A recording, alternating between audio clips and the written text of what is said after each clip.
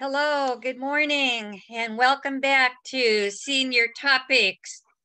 I hope you've had a great spring vacation.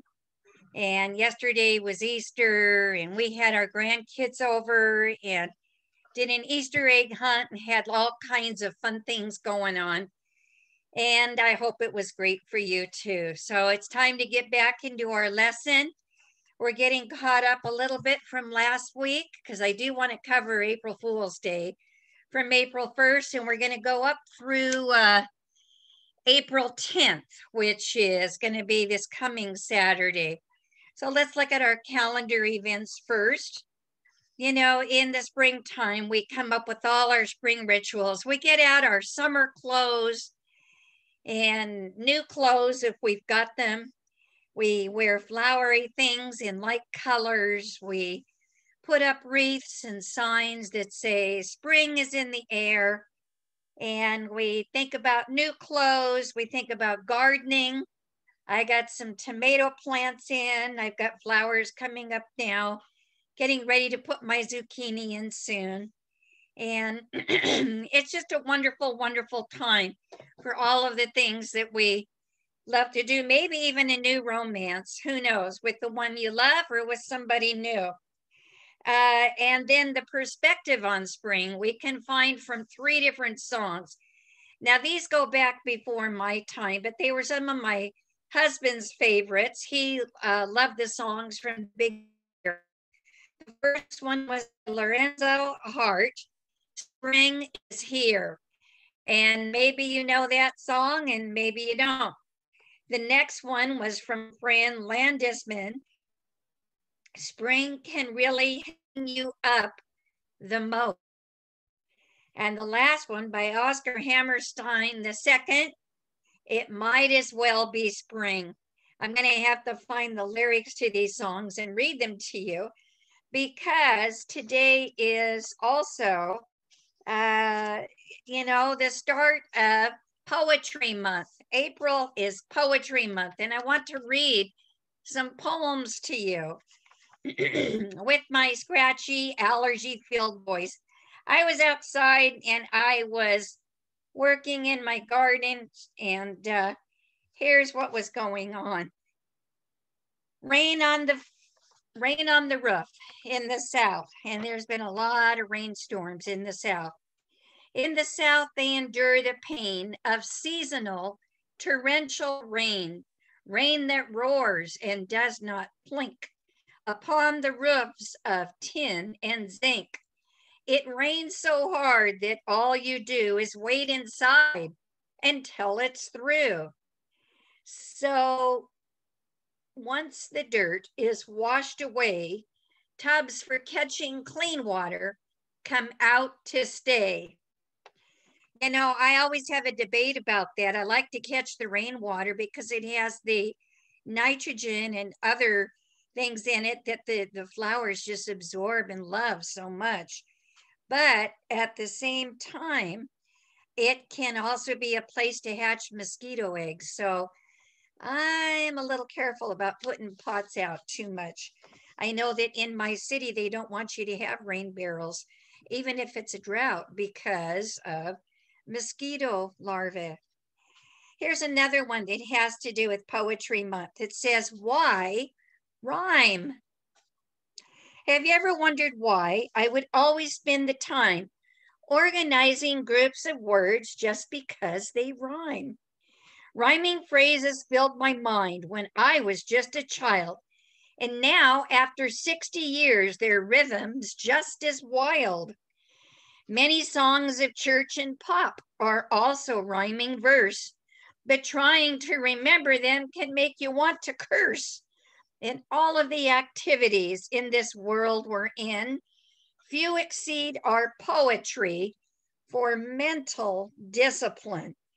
And if you want to have a good mental exercise to get your brain a little bit more alert today, try making up your own poem. One more. Writing may cause some folks fright, but I truly love to write. It is a way without much vapor to get my thoughts all down on paper. an opportunity to convey why I feel a certain way. I'd rather live without the light than not be able to sit and write. Yay! And these poems are by, well, it just says online virtual university class. They were sent to me by my friend Rod Bush. So thank you, Rod. He's very good about sending out things that are good for writers. One more here, I think. This is called Difficult Times. It's hard to think about difficult times on such a glorious spring, sunshiny day, but there are people going through difficult times. And this one is by a lady named Gabriella. She just gives her first name. I find myself peering out the window, a single pane at a time. The landscape is listless and gloomy. The face of optimism is distorted by the rain on the wet glass. March's gray days slip quietly one into the next. Before this, snow squalls left behind towering drifts that only Mother Nature can arrange in order to make her presence known. Now the rain has arrived, blurring my resolve. There is no regaling. Lackluster skies sink deep into the dark, feathery pines. Tree limbs bow with appropriate humility. Puffs of wind spirit away far-flung ruminations. In a small funnel of brown leaves swirling in an otherwise languid meadow. I watch the rain water with its mushy ice trickle from the downspout as it bores a narrow ditch in the rain-softened earth by the kitchen door. I surrender to the rain with its bruised hues and whipping winds that carry a bevy of sparrows aloft, fluttering and sparring, calling on spring and the poetry of hope to revive us. Oh, that's beautiful. Okay. One more. Let me get some water first. Or how about some hot water? Excuse me. Spring allergies, I tell you. If you have them, then you know exactly what I'm doing here. Here's the month of April. The sun was warm, but the wind was chill. You know how it is with an April day. When the sun is out and the wind is still, you're 1 month on in the middle of May. But if you so much as dare to speak, a cloud comes over the sunlit arch and wind comes off a frozen peak.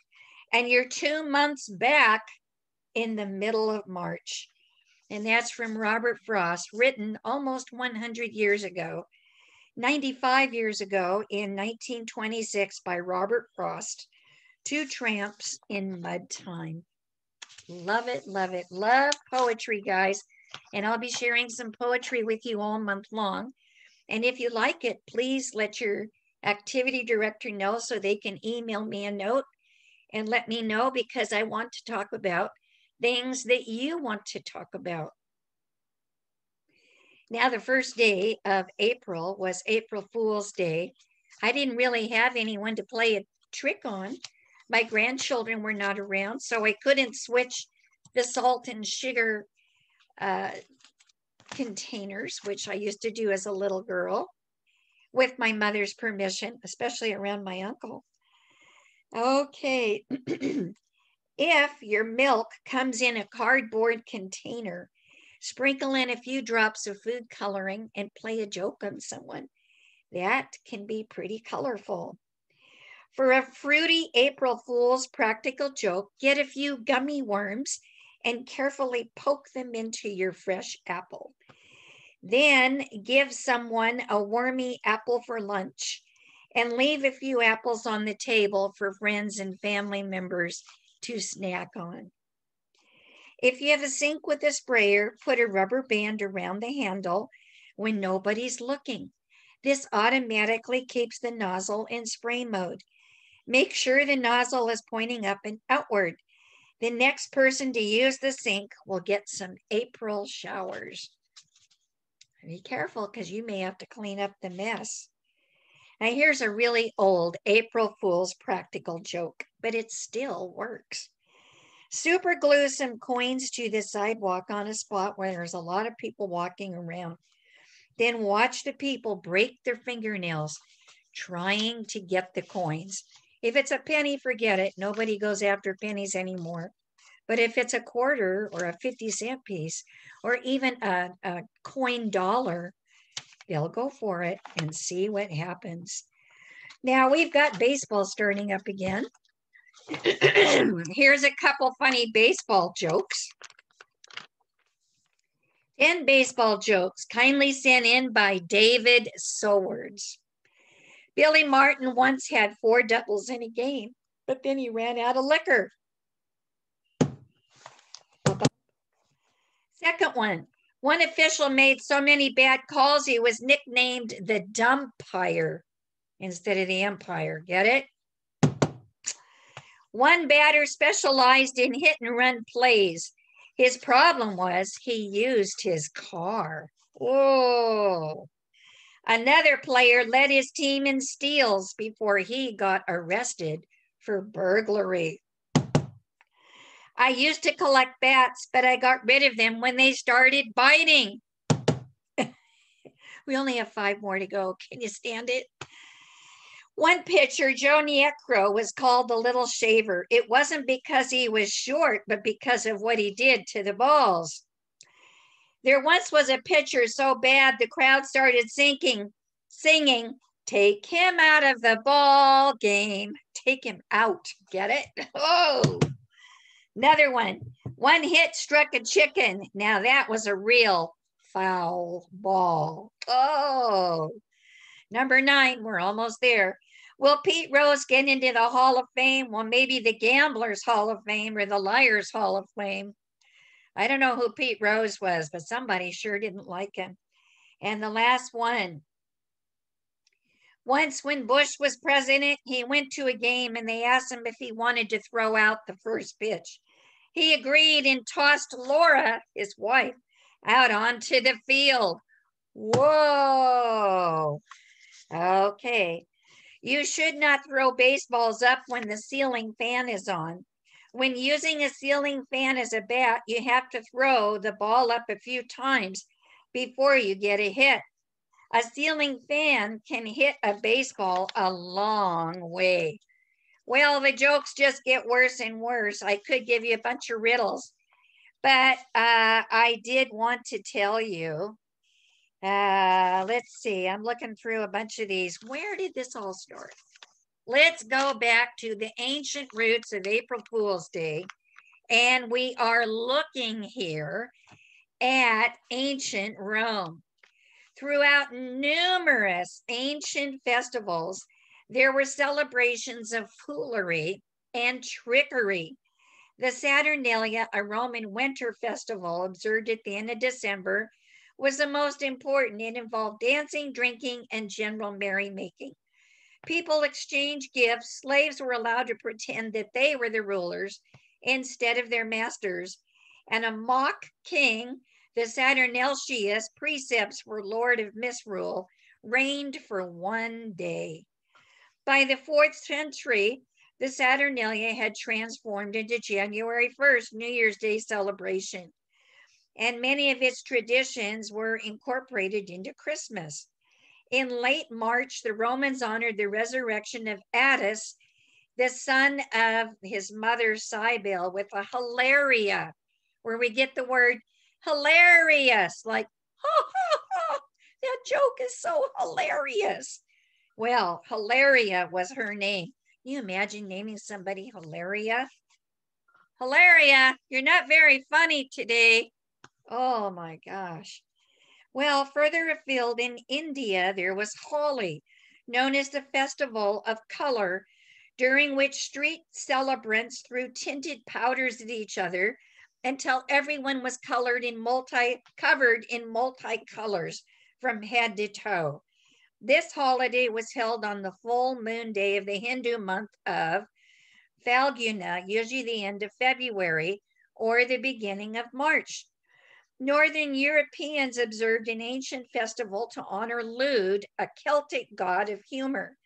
There were also popular Northern Eastern customs, European customs, that made sport of the hierarchy of the Druids, a group of wizards. All of these could have served as the beginning for April Fool's Day. In the Middle Ages, a number of celebrations developed, which served as direct predecessors to April Fool's Day. The Festus Faturum, or the Feast of Fools, evolved out of the Saturnalia. On this day, mostly observed by the French, celebrants elected a mock pope and made parodies of church rituals. Of course, the church tried to discourage this holiday, but it lingered on until the late 1500s. Following the suppression of the Feast of Fools, merrymakers focused their attention on Mardi Gras, right before Easter, and Carnival. There was also the medieval figure of the fool, the symbolic patron saint of the day. Fools became prominent in the late medieval Europe, practicing their craft in a variety of settings, such as town squares and royal courts. They were also known as jokesters or jesters, and they would have multicolored robes, a horned hat, and a scepter with some kind of a bauble or bubble at the top of it. So we're not really sure exactly about the rise of April Fool's Day. I think when the spring comes, people begin to wake up from the doldrums of winter and feel feisty and want to do some merrymaking and pull some jokes. So they combined a lot of the old Roman holidays and the medieval holidays, and they came up with the first day of April. And British folklore links April Fool's Day to the town of Gotham, like the name of Batman's city. Gotham is the legendary town of fools located in Nottinghamshire. According to the legend, it was traditional in the 1200s for any road that the king placed his foot upon to become public property. So when the citizens of Gotham heard that King John planned to travel through their town, they refused him entry, not wishing to lose their main toll road. When the king heard this, he sent soldiers swarming to the town. But when the soldiers arrived in Gotham, they found the town full of lunatics, crazy people, engaged in foolish activities such as drowning fish or attempting to cage birds in roofless fences. Their foolery was all an act, but the king fell for it and declared the town too foolish to be punished. Ever since then, April Fool's Day has supposedly commemorated their trickery. Well, whatever you do to celebrate April Fools, which thankfully has already passed, so you're safe for another year, unless you're around your grandchildren who might want to carry it on for a few more days, who knows? So we're going to leave that and move on to April 2nd, which was Hans Christian Andersen's birthday. He is one of the men who went around the countryside in Denmark writing down the fairy tales and the morality tales, and he immortalized many stories such as Sleeping Beauty, The Ugly Duckling, The Princess and the Pea, and The Little Mermaid. And remember, in Denmark, there is a statue of the Little Mermaid who wishes to have legs and become human so she can marry the local prince. And he lived in the 1800s, and he eventually was able to capture over 160 plus fairy tales, which we enjoy to this day. And so many movies have been made. Not only Disney has made movies, but other people as well. You know, it really wasn't until he was about 30 years of age that he wrote down the fairy tales. But when he did, his first small book of fairy tales were popular almost immediately. And he used the money from that and his fame, and he was able to go not only around Denmark, but to other countries as well. And he wrote the story, The Little Match Girl, based on his mother's life. So that was not one that he recorded from other people. He did put pieces of his own life into many of the fairy tales. He never forgot that his mother, as a young girl, had been forced to go begging. The Ugly Duckling is where he recorded some of his own personal experiences. It points out that sometimes the qualities that make you feel lonely, different, odd, or out of place are the very qualities that, when properly used, can make you shine, as when the ugly duckling grew up to become the most beautiful swan. He was honored by his country in 1867. Standing on the balcony of the hall where the ceremony was held, he saw below him a city square full of people who cheered him on, and they had thousands of candles burning in the windows of the buildings. Andersen published his last fairy tales in 1872 and passed away in 1875. And so we thank him and salute him on his birthday, April 2nd. April 3rd is the first documented ice cream sundae, made in 1892. It is also Find a Rainbow Day. And after the rainstorms, I've seen some lovely double rainbows. It is also National Love Our Children Day on April 3rd, and it is the day the Pony Express was established in 1860. Here's an interesting fact from 2010. The first iPad was sold in the United States, and now we have laptops and tablets and iPads and smartphones. What would we do without them? I don't know.